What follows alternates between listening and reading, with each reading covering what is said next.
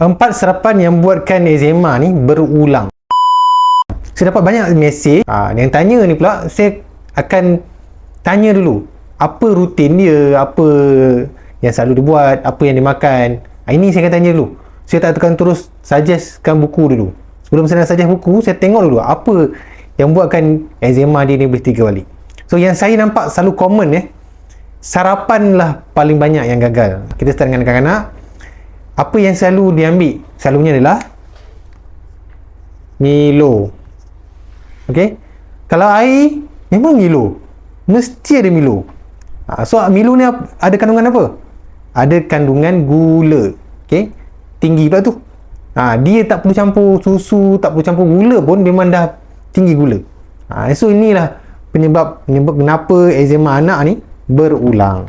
So mulai hari ini antara benda yang kena stop. Okay. Yang kedua, apa yang selalu kita bagi pada budak-budak, kanak-kanak ni? Roti. Pagi-pagi kalau pergi sekolah, kita bagilah bekal roti. Ataupun kita sediakanlah sandwich, letak margarine. Margarine pun tak baik untuk eczema. Lepas tu tambah lagi jam, gula lagi, bukan buah pun, proses semua tu, perasa, pewarna lagi tambah. Makanan tu makanan yang tak sihat. Inilah menyebabkan masalah eczema dia berulang. Untuk orang dewasa pula, apa yang selalu diambil? Teh tarik.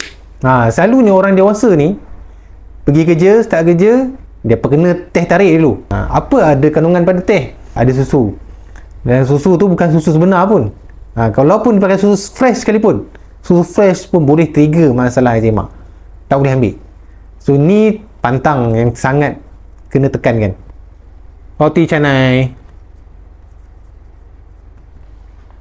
Biasa tak ambil roti canai. Apa kandungan roti canai? Roti canai ni daripada gandum. Gandum ni ada gluten. Ditambah pula dengan minyak yang direndam semalaman. Lepas tu ada tambahkan lagi gula, margarine pula dalam tu. Semua ni menjadi keradangan untuk orang yang ada masalah eczema. So bila dia amalkan setiap hari, letaklah krim ke, letaklah ubat ke, makan ubat antihistamin, eczema pun tetap akan mengulang. Sebab apa? Ni pattern sarapan dia. Untuk kanak-kanak, Milo, roti. Untuk dewasa, teh tarik dengan roti canai. Ini kebiasaan dia. Dan dia mengharapkan krim ni jadi benda ajaib supaya eczema boleh sembuh. Mana boleh?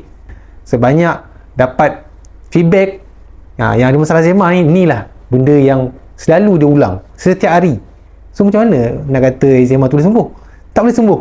So apa-apa hal dia kena stop. Bila dah stop, apa nak buat? Dalam ni saya cerita juga resepi yang boleh untuk masalah eczema ni amal kan, tanpa risau trigger.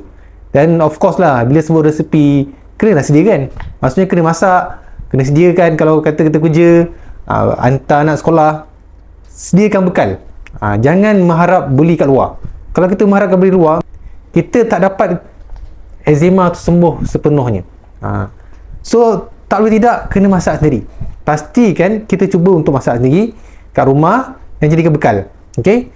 Dan makanan tu, makanan yang diperlukan oleh badan, iaitu protein. Saya cerita juga bahan dia, apa menu dia, macam mana nak masak.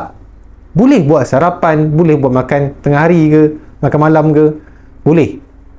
Dalam buku ni saya share, tinggal follow, insyaAllah jadikan ni menu harian untuk setiap pagi. Gantikan daripada makan benda macam ni, gantikan resipi yang ada dalam buku ni. Nak pastikan eczema tak berulang, dapatkan buku ni dan buat resipi ikut formula dalam buku ni.